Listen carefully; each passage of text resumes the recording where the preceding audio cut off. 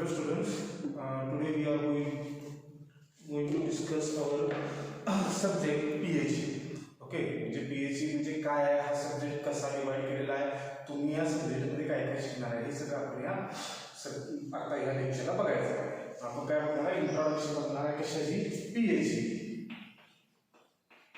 आता PHE म्हणजे actually काय, याचा फुल फॉर्म काय आहे तर पब्लिक हेल्थ इंजिनिअरिंग.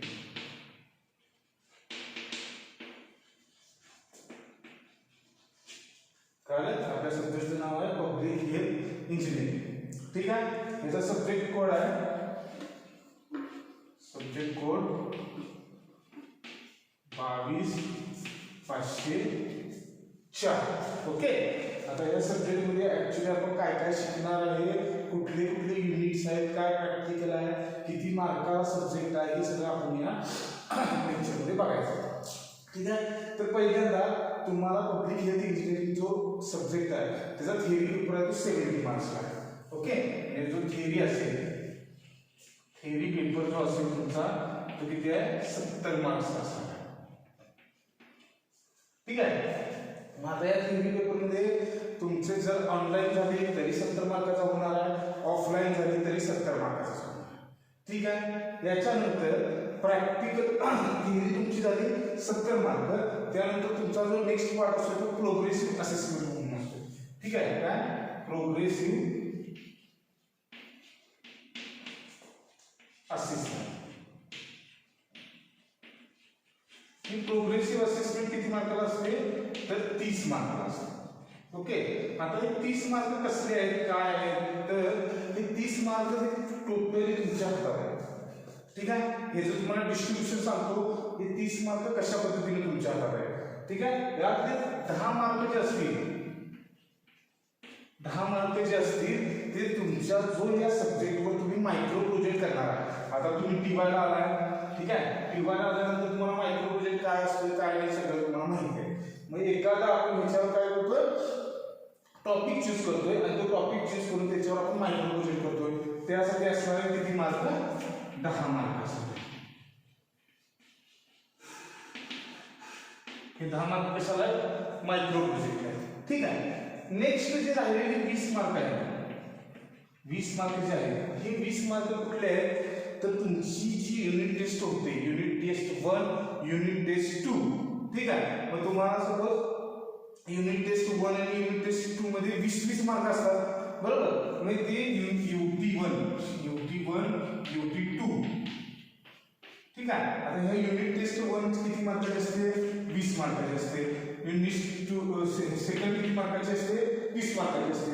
म्हणजे युनिट 1, UT1 आणि UT2. ठीक आहे, जे युनिट टेस्ट तुमच्या होणार आहे त्या टेस्टचे जे काही मार्क असतील त्या दोन टेस्टचे जे ॲव्हरेज असेल 20 पैकी ते तुम्हाला ते 20 मार्क असतात.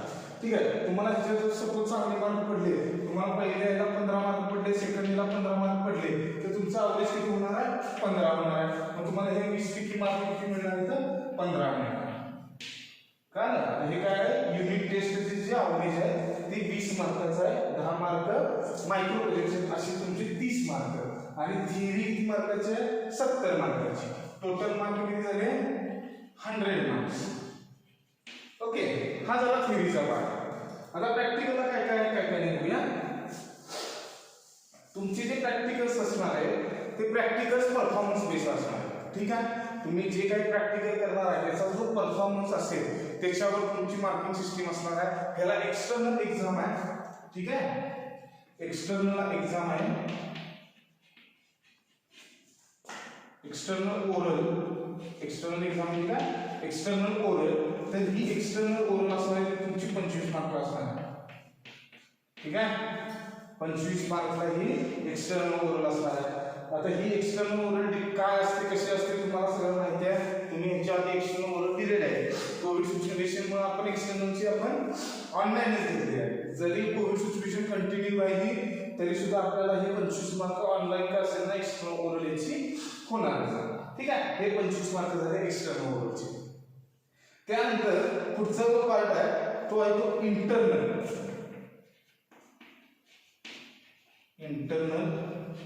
असेसमेंट म्हणूया त्याला. आता ह्या इंटरनल असेसमेंट मध्ये काय काय येतं बघा. तर तुमचं जे मॅन्युअल असतं, फर्स्ट वन मॅन्युअल. मॅन्युअल कशा पद्धतीने तुम्ही राईटअप करताय, वेळच्या वेळी तुम्ही चेकिंग वगैरे करून घेताय की नाही, हे सगळं जे असेल ते इंटरनल असेसमेंट मध्ये असेल. त्यानंतर काय असेल तुमचं सेकंड पार्ट परफॉर्मन्स. आता तुमचा परफॉर्मन्स कसा आहे, प्रॅक्टिकल तुम्ही स्वतःहून करताय की नाही, का येऊन लॅबमध्ये उगाच टांगामुळे करताय, हे जे काय त्याचे मार्किंग असणार आहे ते परफॉर्मन्स असणार. ठीक आहे, हे दोन पार्ट असणार आहेत. मॅन्युअल तुमचं जे असेल तुमचा परफॉर्मन्स असेल, कशा पद्धतीने तुम्ही बिहेव करताय, कशा पद्धतीने तुम्ही प्रॅक्टिकल करताय, त्याचे मार्क असणार आहेत ते 25 असणार आहेत. हे 25 हे 25 हे झाले 50. ठीक आहे, आणि हे झाले थिअरीचे 100. असं मिळून पीएचे किती मार्क आले आपल्याला टोटल 150 मार्क आहे. कारण पीएचे हा सब्जेक्ट किती मार्क आले आपल्याला 150 मार्क आला. आता याच्यानंतर आपण काय करूया, याच्यात आपण काय काय शिकणार आहे, कुठली कुठली युनिट्स आहेत, कुठलं युनिट किती मार्काला, हे सगळं बघायचं आहे. तुम्ही तुमची नोटबुक घ्यायची आहे, नोटबुक घेऊन तुम्ही लागलीच मी जसं जसं बोर्डवर सब्जेक्ट युनिटची नावं लिहितोय तसं फर्स्ट पेजवर सगळं लिहून घ्या. आतापर्यंत मी जेवढं सांगितलं एवढं तुम्ही लिहायला पाहिजे होतं, पण आता काय करा, हे परत एकदा रिवाइंड करून बघा आणि त्याच्यानंतर परत सगळं लिहून घ्या. थिअरी किती मार्काला, काय किती मार्काला, हे तुम्हाला प्रत्येक सब्जेक्टचं माहितीच पाहिजे. ठीक आहे, तुम्ही जर असंच बसला आणि काय कशाला किती मार्क आहेत हेच तुम्हाला माहित नसेल तर मग काही उपयोग नाही. तुमच्या हातातले मार्क तुम्ही 100% घालवताय. ठीक आहे, तुमचे जे परफॉर्मन्स असेल, जे व्हॅल्यू असेल ते तुम्ही रेग्युलरली सीसीबी केला तर आम्हाला मार्क देताना सुद्धा काय होणार आहे, लगेच सोपं जाणार आहे. ठीक आहे, अशा पद्धतीने तुमच्या हातातले मार्क असतात पण तुम्ही ते परफॉर्म करत नाही. ठीक आहे, चला आपण नेक्स्ट गोष्टीकडे बोलूया. आता आपल्याला किती चॅप्टर आहे हे बघायचं आपल्याला. तर टोटल चॅप्टर नंबर आहे 6 चॅप्टर. किती? 6. तर त्यातलं युनिट नंबर फर्स्ट आहे, युनिट नंबर 1 कोणता आहे, sources, quantity and quality of water. Sources, quantity and quality of water.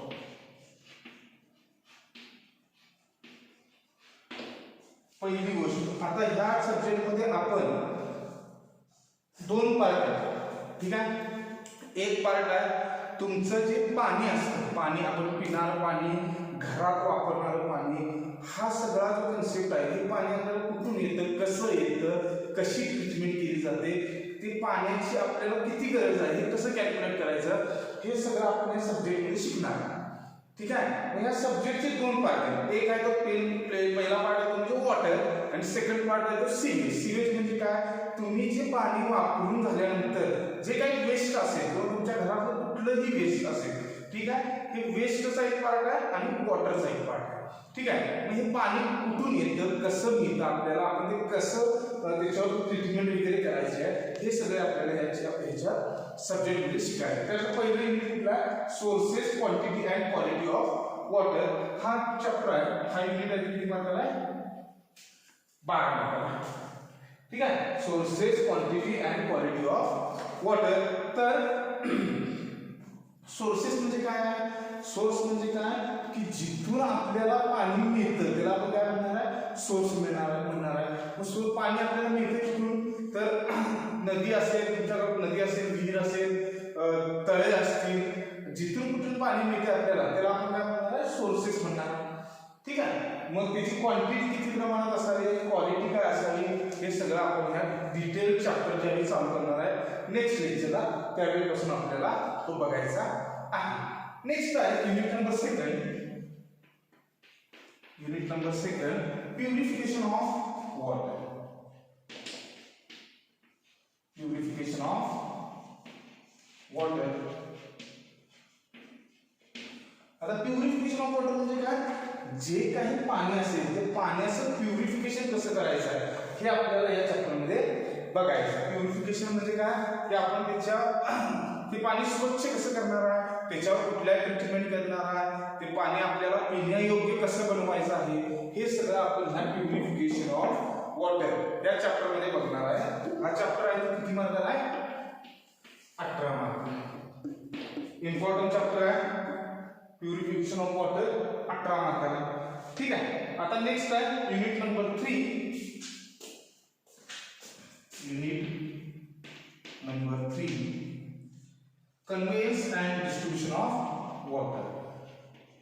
Conveyance and distribution of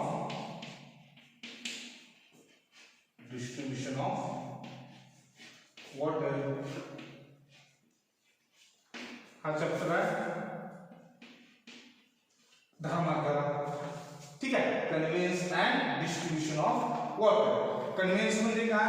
एका जागेवरून दुसऱ्या जागेला कन्वे कसं आहे ते आपल्याला जर ज्यावेळी आपण प्युरिफिकेशन वॉटरचं करणार आहे तर ते वॉटर आपल्याला काय करायचं? कन्वे करायचं आहे. ते कन्वे करायचं एका जागेवरून दुसऱ्या जागेला डिस्ट्रीब्यूट करायचं आहे. ठीक आहे. हे सगळं कशा पद्धतीने करायचं आहे तर हे या चॅप्टरमध्ये आपल्याला बघायचं आहे. हा चॅप्टर आहे तो किती मार्काला आहे? 10 मार्काला. Unit number 3.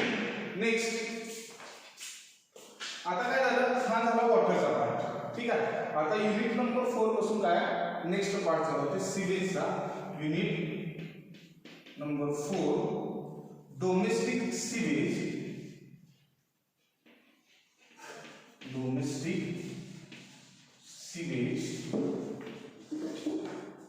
And system of sewerage. System of sewerages. ठीक आहे. तर डोमेस्टिक सिवेज आणि सिस्टीम ऑफ सिवरेजेस आपण हा चॅप्टर आहे तो हा युनिट आहे 4थं युनिट आहे. हा आहे तो किती मार्काला? 18 मार्काला. हा पण इम्पॉर्टंट आहे. हा पण इम्पॉर्टंट टॉपिक आहे. ठीक आहे. Domestic sewage and system of sewerage. Okay. म्हणजे आता तुमचे जे घरातलं तुमचं जे वेस्ट असेल, वेस्ट वॉटर असेल, तुमचा जो कचरा असेल, सगळं असेल, ते सगळ्याचं काय वेस्ट आपण कशा पद्धतीने कलेक्ट करायचं आहे आणि त्याचं कसं आपण हे करायचं आहे ते आपल्याला या चॅप्टरमध्ये बघायचं आहे. Unit number 5. Unit number 5 characteristics and treatment of sewage.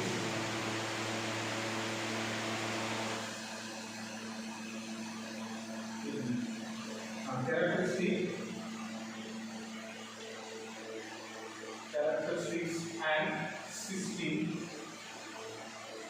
of sewage. He unit आहे किती मार्काला? 12 मार्काला. ठीक आहे. तर हे आपल्याला बघायचं आहे युनिट आपला जो काही युनिट नंबर 5 आहे characteristics and system of sewage. हा पण खूप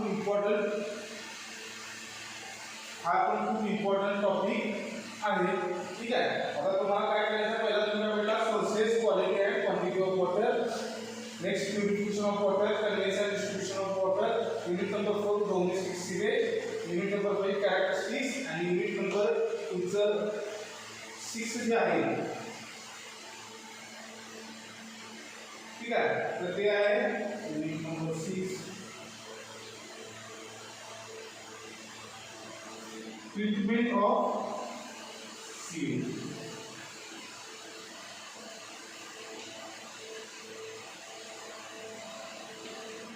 ट्रीटमेंट ऑफ सीवेज अशी युनिट नंबर 6 आहे. ठीक आहे. तर आता ह्या युनिट पण कशी दिलेली आहे बघा. त्याचं जो डायरेक्ट संबंध आहे. ठीक आहे. एक मिनिट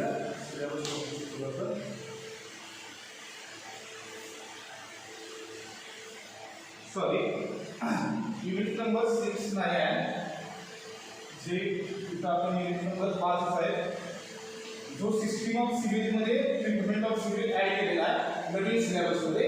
त्यामुळे आपल्याला या सब्जेक्टला किती चॅप्टर आहे? 5 चॅप्टर. ठीक आहे. जुना सिलेबस होता त्याच्यात ट्रीटमेंट ऑफ सिवेज म्हणून एक 6वा चॅप्टर होता तो आता कॅन्सल झालेला आहे. तो याच्यातच ऍड केलेला आहे characteristics and system of sewage. ठीक आहे. तर टोटल मार्क किती लागतात? 36 बरोबर 70 झाले.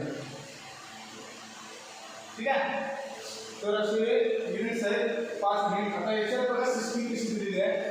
तर ॲक्च्युली आपल्याला पाणी मिळतं कुठून, जे रेन वॉटर आहे, ठीक आहे, किंवा जलस्रोत जे असतात, स्रोत कुठले कुठले असतात, नदी असेल, नाले असतील, तुमचे ओढे असतील, विहीर असेल, तळं असेल, कुठल्याही सोर्सेस असेल, ते सोर्सेसमधून आपण पाणी घेणार आहे. ते पाणी घेतल्यानंतर त्याच्यावर ट्रीटमेंट करणार आहे, ठीक आहे. ते ट्रीटमेंट केल्यानंतर ते पाणी पिण्यायोग्य करणार आहे. ते पिण्यायोग्य आणि आपल्याला जे घरात वापरणार आहे आपण डोमेस्टिक यूजसाठी, ठीक आहे, ते घरात वापरलेलं पाणी त्याच्यानंतर जे वेस्ट होणार आहे, ते वेस्टवरचं सुद्धा ट्रीटमेंट आहे. ते सगळं सोर्सेस किती क्वांटिटीमध्ये घेणार आहे ते आहे, आणि त्या पाण्याची क्वालिटी आपण डिफाईन करणार आहे, ठीक आहे.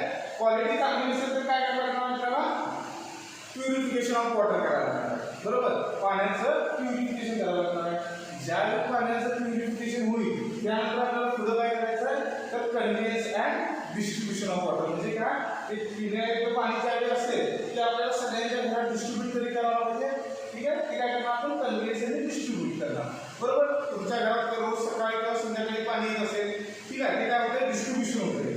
त्याच्या आधी काय होतं, जॅकवेल असतो, जॅकवेलमध्ये काय होतं, प्युरिफिकेशन ऑफ वॉटर होतं. जॅकवेल असते कुठं, सोर्सेसच्या इकडे, बरोबर. म्हणजे ओळीने जॅकवेल बघा कसे सोर्सेस.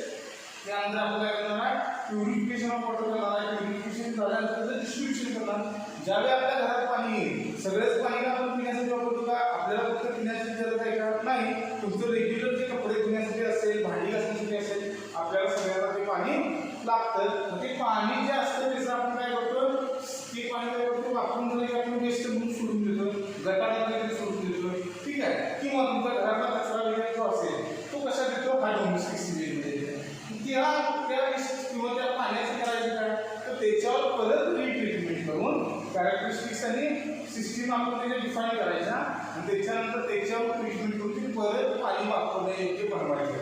असा हा सगळा पब्लिक हेल्थ इंजिनिअरिंगचा सब्जेक्ट आहे, ठीक आहे. हा मोठा पब्लिक हेल्थ इंजिनिअरिंग म्हणजे काय तुम्हाला समजलं, किती मार्कला आहे, हा थेअरीसाठी समजलं, त्यानंतर कुठले कुठले युनिट आहे ते सगळं समजलं, ठीक आहे. यानंतरचा नेक्स्ट पार्ट आपण बघणार आहे तो म्हणजे प्रॅक्टिकल. आता याला प्रॅक्टिकल्स इथे बघूया आपण.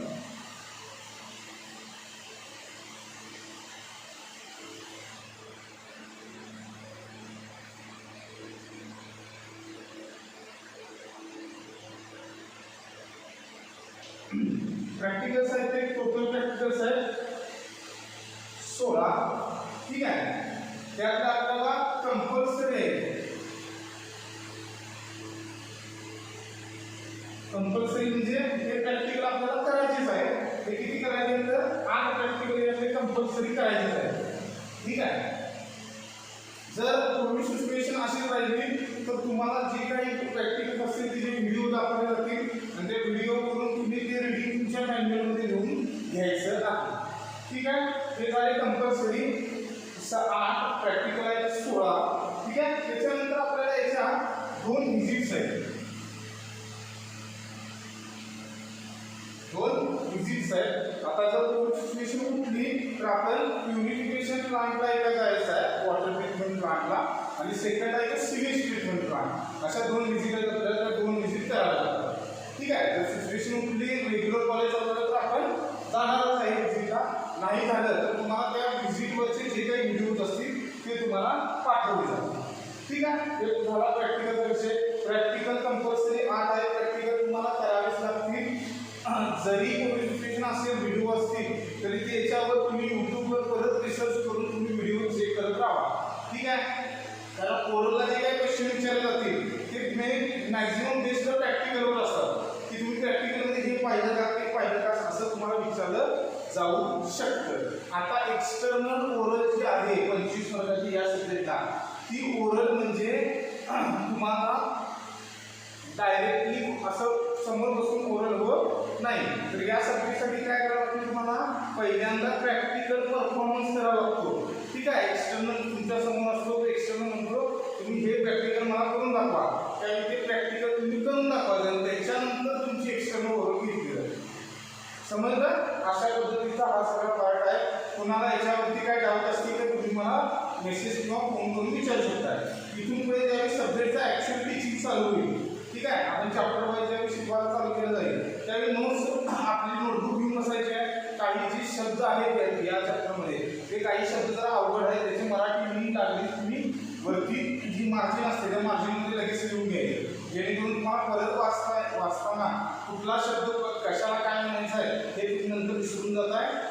त्यामध्ये अवघड शब्द येतील, त्या अवघड शब्दाची मराठी मिनिंग लागलीच आपण लिहून घ्यायचे, नोटबुक घेऊन बसत जावा लेक्चरला पुढच्या. म्हणजे आता याच्या पुढचं जे लेक्चर होईल ते डायरेक्ट आपण चॅप्टर शिकवायला चालू करणार. ठीक आहे. हे फक्त तुम्हाला ओव्हरऑल इंट्रोडक्शन तुम्हाला द्यायची होती की बाबा हा सब्जेक्ट काय आहे, कसे मार्किंग डिस्ट्रीब्युशन आहे, कशा पद्धतीने तुम्ही याच्यावर अभ्यास करायचा आहे, हे सगळं तुम्हाला समजण्यासाठी मी तुम्हाला डिटेलमध्ये घेतलेलं आहे. ठीक आहे. आता आपण नेक्स्ट लेक्चरला काय करणार आहे की तुम्ही नोटबुक घेऊन बसायचं आहे. नोटबुकमध्ये तुम्हाला पूर्णपणे डिटेलमध्ये तुम्हाला सगळं सांगितलं जाईल कसं तुम्ही राईट डाऊन करायचं आहे. जे मी बोर्डवर लिहितोय ते जर समजत नसेल पहिल्यांदा तुम्हाला काय करतं लगेच आपल्या नोटबुकमध्ये लिहून घ्यायचं. ठीक आहे. कुणाला कुठलाही टॉपिक समजला नाही तरी कधीही मला मेसेज करायचा, फोन करायचा, विचारायचं, त्या दिवशी ते तो सब्जेक्ट आणि तो टॉपिक क्लिअर करून घ्यायचा, तर पुढचं काही समजत जाणार नाही. ज्या दिवशी तुमचा टॉपिक झाला तो आपल्याला पूर्णपणे माहितीच पाहिजे.